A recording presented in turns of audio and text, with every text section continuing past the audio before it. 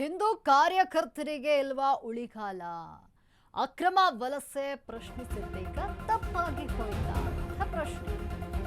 ಮೈಸೂರಿಗೆ 40ಕ್ಕೂ ಹೆಚ್ಚು ಶಂಕಿತ ಬಾಂಗ್ಲಾ ವಲಸಿಗರು ಪ್ರವೇಶವನ್ನ ಪಡೆದುಕೊಂಡಿದ್ದಾರೆ. ಇಲ್ಲಿ ವಲಸಿಗರನ್ನ ತಡೆದಿದ್ದೇ ತಪ್ಪಾಯ್ತಾ ಅಂತ ಪ್ರಶ್ನೆ ಬರ್ತಾ ಇದೆ.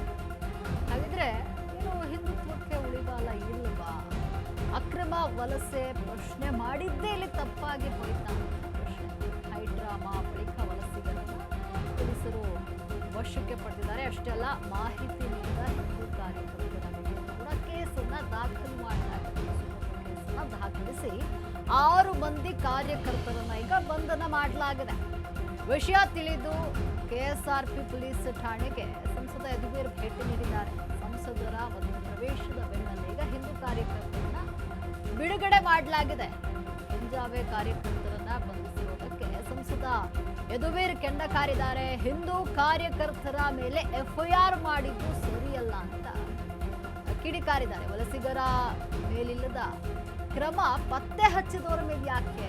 ವಲಸಿಗರ ವಿಚಾರದಲ್ಲಿ ಪೊಲೀಸರು ಪಕ್ಷಪಾತನ ಚರ್ಚೆಗೆ ಗ್ರಾಸವಾಗಿದೆ. ಮೈಸೂರು ನಡೆ ಏನು?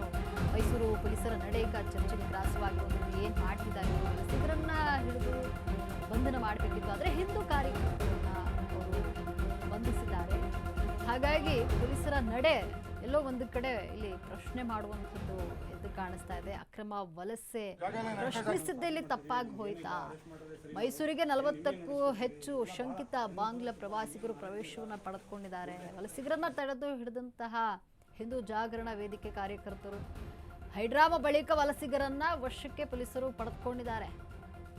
ಅದ್ರ ಜೊತೆಗೆ ಮಾಹಿತಿ ನೀಡಿದಂತಹ ಹಿಂದೂ ಕಾರ್ಯಕರ್ತರ ಮೇಲೂ ಕೂಡ ಕೇಸನ್ನ ದಾಖಲು ಮಾಡಿದ್ದಾರೆ. ಇದು ಯಾವ ರೀತಿ ಸರಿ? ಸುಮೋಟೋ ಕೇಸನ್ನು ದಾಖಲಿಸಿ 6 ಮಂದಿ ಕಾರ್ಯಕರ್ತರನ್ನ ಬಂಧಿಸಿದ್ದಾರೆ. ಅಂದರೆ ವಲಸಿಗರು ಬಂದಿದ್ದಾರೆ ಅಂತ ಅವರನ್ನು ಹಿಡಿದುಕೊಟ್ಟಿದ್ದೆ ತಪ್ಪಾಯ್ತಾ? ಇಲ್ಲಿ ಪೊಲೀಸರು ಏನು ಸಾಬೀತು ಮಾಡಲು ಹೊರಟಿದ್ದಾರೆ? ಸಂಸದರ ಮಧ್ಯಪ್ರವೇಶದಿಂದ ಈಗ ಹಿಂದೂ ಕಾರ್ಯಕರ್ತರನ್ನ ಬಿಡುಗಡೆ ಮಾಡಲಾಗಿದೆ. ಅಂದರೆ ಸಂಸದ ಯದುವೀರ್ ಒಡೆಯರ್ ಮಧ್ಯಪ್ರವೇಶ ಮಾಡಿದ್ದಾರೆ.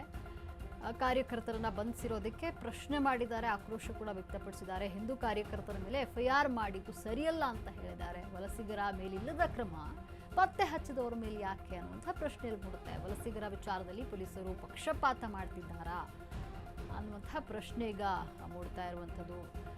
ಸಾರ್ವಜನಿಕ ವಲಯದಲ್ಲಿ ಇದು ಸಹಜವಾಗಿಯೇ ಚರ್ಚೆಯನ್ನು ಹುಟ್ಟು ಹಾಕುತ್ತೆ. ಅಂದರೆ ವಲಸಿಗರನ್ನ ಹಿಡಿದುಕೊಟ್ಟವರನ್ನ ಬಂಧಿಸಿದ್ದಾರೆ, ಇದು ಯಾವ ರೀತಿ ಸರಿ ಅನ್ನುವಂಥ ಪ್ರಶ್ನೆಗೆ ಸಾರ್ವಜನಿಕ ವಲಯದಲ್ಲಿ ಮೂಡೋದು ಸಹಜ.